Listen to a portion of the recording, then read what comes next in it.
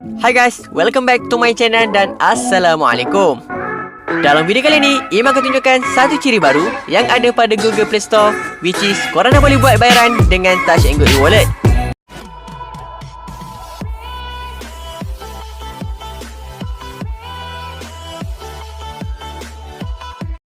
First of all, untuk buat bayaran dengan Touch and Go eWallet, korang kena set up dulu payment method dalam Google Play Store.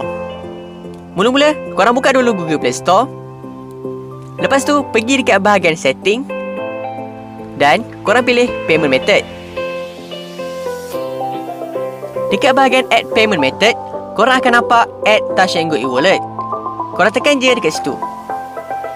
Lepas tu, dia akan minta permission untuk auto debit dan mobile number. Korang tick dekat kotak dan tekan authorize.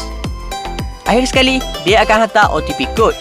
Korang just masukkan je kod yang korang dapat.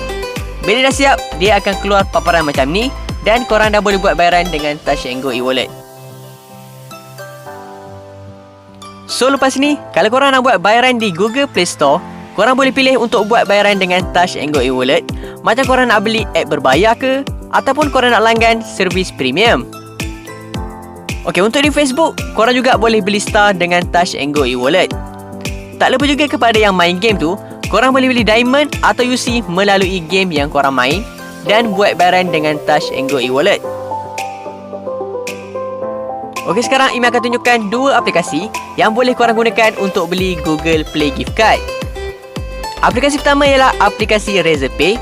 Korang boleh beli Google Play Gift Card bermula dengan harga RM50 sehingga RM200. Kalau korang ada kupon, korang boleh dapatkan diskaun sehingga 10% bila korang beli dalam app ni.